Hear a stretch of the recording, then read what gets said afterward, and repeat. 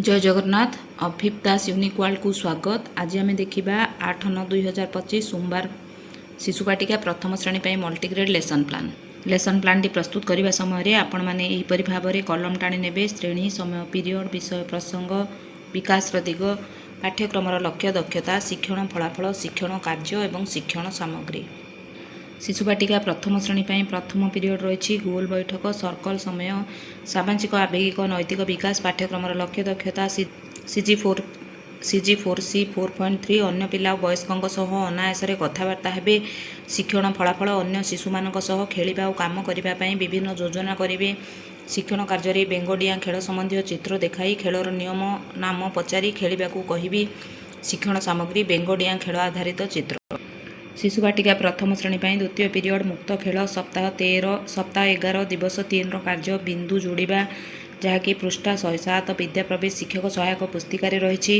विकास दिग शारीरिक विकास पाठ्यक्रम लक्ष्य दक्षता CG3C 3.3 DG1 HW 3.18 सी निजर हाथ आंगुठी द्वारा कार्य करने समय समन्वय रक्षा करेंगे। जिनिस धरने विशी आंगुठी और बुढ़ा आंगुठीर समन्वय शिक्षण कार्य बिंदु जोड़ी घर करने खेल विद्या प्रवेश शिक्षक सहायक पुस्तिकार पृष्ठा 107 बिंदु खेल कागज रंग रही। शिक्षण सामग्री शिशु बाटिका प्रथम श्रेणी पर तृतीय पीरियड भाषा और साक्षरता मो सांगरे चाल पृष्ठा 168 विद्या प्रवेश शिक्षक सहायक पुस्तिकार रही।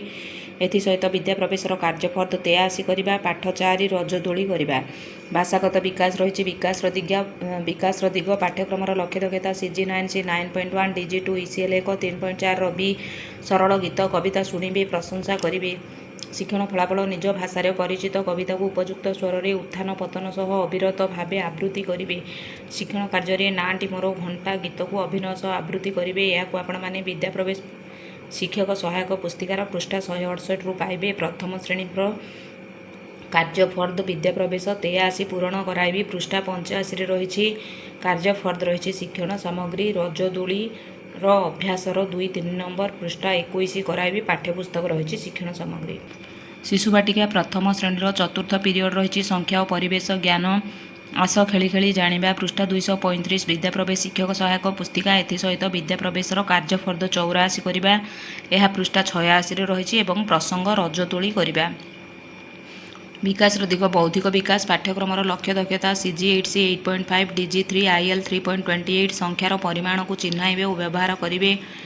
शिक्षण फलाफल पिलार चतुपार्श्वरे परिस्थिति घटनावली सिद्धांत ग्रहण करेंगे। शिक्षण कार्यटी रही विभिन्न रंगर माली दे शिशु बाटिका पिला रंग अनुजाई अलग करने को प्रथम श्रेणी पिला केउ माली अधिक केउ माली कम अच्छी आलोचना करने को कह। प्रथम श्रेणी पर रंगर क्रम को देखी रंग देवे। कार्यफद्र 84 पृष्ठा 86 रही। रजदोलीर अभ्यास 7 नंबर पृष्ठा 24 कराइबा।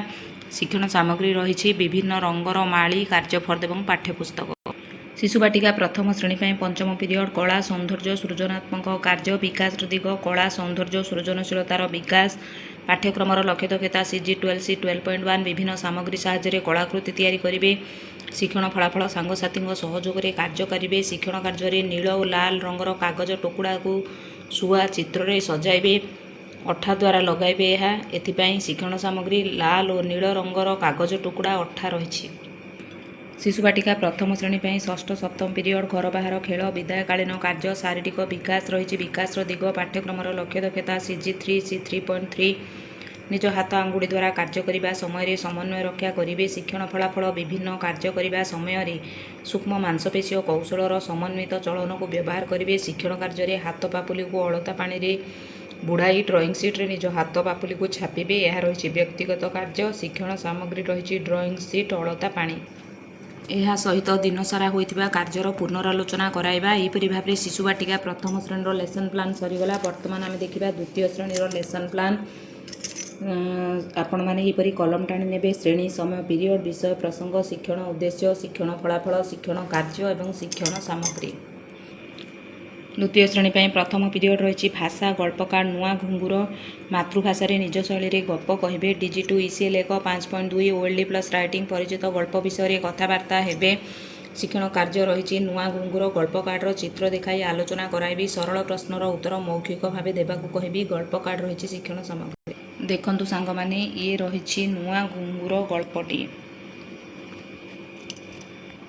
ଏହି ଗପଟିକୁ ଆପଣମାନେ ପିଲାମାନଙ୍କୁ ଶୁଣାଇବେ। ଚିତ୍ର ଦେଖାଇ ଗଳ୍ପ ଆଧାରିତ ପ୍ରଶ୍ନ ପଚାରିବେ ଏବଂ ଗଳ୍ପ ବିଷୟରେ ପିଲାଙ୍କ ସହ ଆଲୋଚନା କରିବେ। ଦ୍ୱିତୀୟ ପିରିୟଡ଼ ଭାଷା କାର୍ଯ୍ୟପୁସ୍ତିକା ସପ୍ତାହ 11 ଦିବସ 3 ପାଠ 63 କ୍ଷୀର ଦିଏ ବଳ ପୃଷ୍ଠା 63 ରହିଛି। ଧ୍ୱନିକୁ ଚିହ୍ନି ପଢ଼ି ଲେଖି ପାରିବେ। DG2 ECL 1 5.4 ଏ ଡିକୋଡ଼ିଂ ପ୍ଲସ୍ ରାଇଟିଂ ପ୍ରସଙ୍ଗକୁ ଚିହ୍ନି ପଢ଼ି ଲେଖି ସରଳ ପ୍ରଶ୍ନର ଉତ୍ତର ଦେବେ। ଶିକ୍ଷଣ କାର୍ଯ୍ୟରେ ଚିତ୍ର ଦେଖାଇ ପ୍ରସଙ୍ଗକୁ ପଢ଼ାଇବି। ସରଳ ପ୍ରଶ୍ନର ଉତ୍ତର କହିବା ଏବଂ ଲେଖିବାକୁ ଦେବି। ସରଳ ବାକ୍ୟ ପଢ଼ାଇବି। କାର୍ଯ୍ୟ ଫର୍ଦ୍ଦ ରହିଛି ଶିକ୍ଷଣ ସାମଗ୍ରୀ।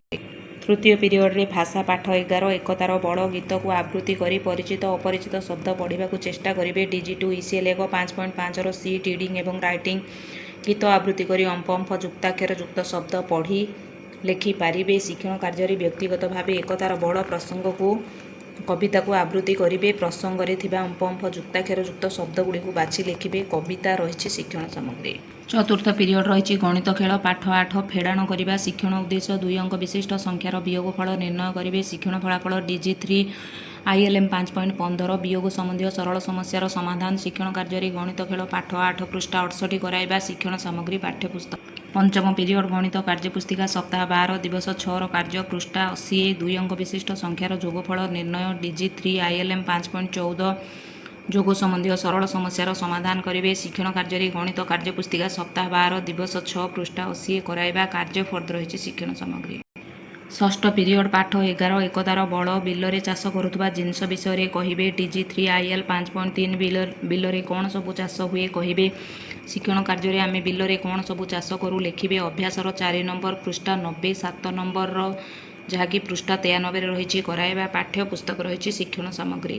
ସପ୍ତମ ପିରିୟଡ଼ ରହିଛି ଖେଳ ସୂକ୍ଷ୍ମ ଏବଂ ସ୍ଥୂଳ ମାଂସପେଶୀୟ କୌଶଳର ବିକାଶ। ଶିକ୍ଷଣ ଫଳାଫଳ DG1 HW 5.3 ଖେଳର ନିୟମ ମାନି ଖେଳିବେ। ଶିକ୍ଷଣ କାର୍ଯ୍ୟରେ ଫୁଟବଲ ଖେଳର ନିୟମ ବୁଝାଇ ଖେଳିବାକୁ କହିବି। ଫୁଟବଲ ରହିଛି ଶିକ୍ଷଣ ସାମଗ୍ରୀ। ଏହିପରି ଭାବରେ ଦ୍ୱିତୀୟ ଶ୍ରେଣୀର ମଧ୍ୟ ଲେସନ୍ ପ୍ଲାନ୍ ସରିଗଲା। ଆଶା କରୁଛି ଭିଡ଼ିଓଟି ନିଶ୍ଚୟ ଭାବେ ଆପଣମାନଙ୍କ କାର୍ଯ୍ୟରେ ଆସିବ। ଯଦି କାର୍ଯ୍ୟରେ ଆସିଛି ବୋଲି ଭାବୁଛନ୍ତି ଦୟାକରି ଭିଡ଼ିଓକୁ ଲାଇକ୍ କରିବେ। ଶିକ୍ଷକ ବନ୍ଧୁମାନଙ୍କୁ ସେୟାର କରିବେ। ମତାମତ କମେଣ୍ଟ ମାଧ୍ୟମରେ ଦେବେ। ଯେଉଁ ବନ୍ଧୁମାନେ ମୋ ଚ୍ୟାନେଲରେ ନୂଆ ଅଛନ୍ତି ଅନୁରୋଧ ଚ୍ୟାନେଲକୁ ସବସ୍କ୍ରାଇବ୍ କରିବେ। ରହୁଛି ଧନ୍ୟବାଦ। ଜୟ ଜଗନ୍ନାଥ।